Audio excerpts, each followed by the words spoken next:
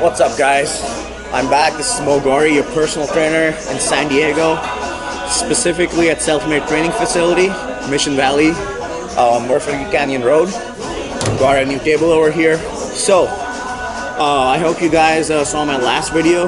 It was mostly directed towards men because it was on like building a big upper chest and round shoulders. But all my female clients do the exact same workouts. You won't get super bulky. So this video is actually directed towards ladies who want to build nice legs, quads, glutes, and hamstrings. So I've showed my 3 favorite exercises, the way I do deadlifts, the way I think everyone else should do deadlifts, unless you're competing in a powerlifting meet. If you really want to focus on your lower back, your glutes, hamstrings, this is the way I do it. Then the other exercise I'm going to show you is the squat. There are different variations of the squat. Females, in my opinion, their quads are going to respond a lot faster than their hamstrings and glutes, and that's what you want to work on, generally speaking. So I'm going to show you how to focus on your hamstrings and your glutes the way I'm squatting. So I'm going to focus on a wider stance, weight on the heels, and put pressure on the hamstrings and glutes. And third, not to get so that things aren't too complicated, you can only start from these 3 exercises. I'm going to show you my favorite glute exercise for isolating the glutes. So I'm going to show you the deadlift, the squat, and a glute workout.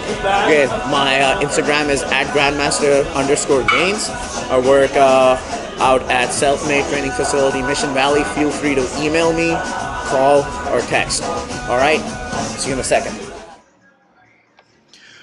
Alright guys, so showing you the proper way of doing a deadlift.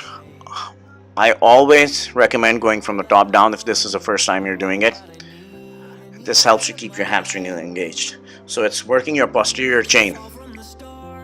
As long as you feel your hamstring stretching out and there's a tightness there, and everything is right. So I keep my feet right underneath my hips. My hands are right outside my hips. I try to go a little bit wider than that. It helps me keep my back straight. So what I'm concentrating on is pulling my shoulder blades back, keeping the back arched. Don't think about going down. Think about pushing your hips back. Basically backing your butt up. Just pushing your butt back. And while you're doing that, naturally, your hips are gonna bend. Once the bar passes your knees, you can drop your hips just a little bit, keeping the back straight. Keep constant tension on the hamstrings. Alright, showing you at different angles, all the way back, and go up or down to your mid shin.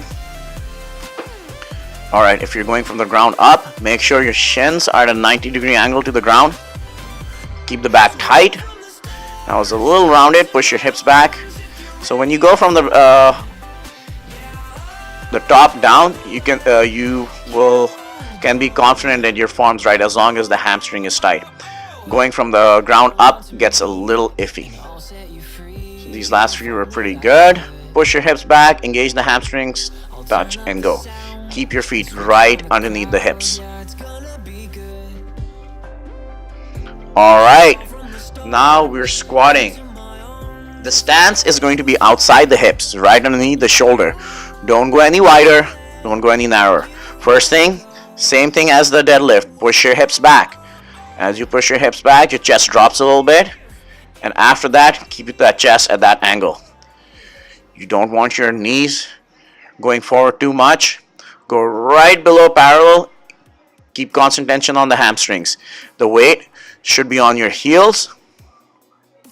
Now, if you point your toes out a little bit, then your knees are going to follow your toes. Your knees are always following your toes, not going any wider, not going any narrower. So I'm pointing my toes out a little bit, and I'm pushing my knees out.